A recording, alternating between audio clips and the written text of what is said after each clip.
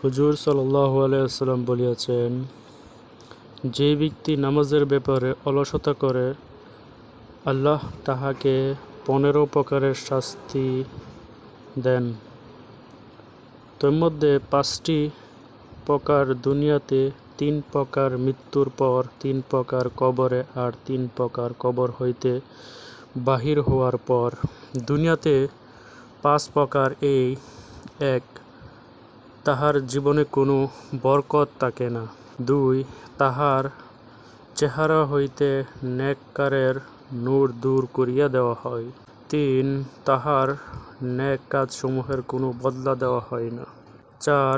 তাহার কোনো দোয়া কবুল হয় না। 5.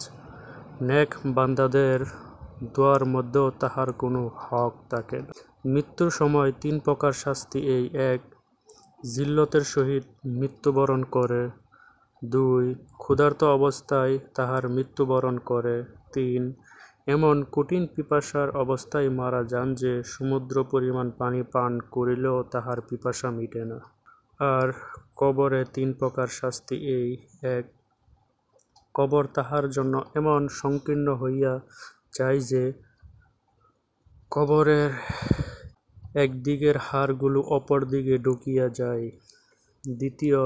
তাহার কবরে আগুন জ্বালাইয়া দেওয়া হয়। 3. কবরে তাহার উপর এমন আকৃতির একটি সাপ নিযুক্ত করা হয়, যাহার চক্ষুগুলি আগুনের এবং নখগুলি লোহা হইবে। এত দীর্ঘ হইবে যে পুরা একদিন চলিয়াও তাহার শেষ পর্যন্ত পৌঁছা যাবে না। আর ইহার আওয়াজ বজ্রের মতো হইবে।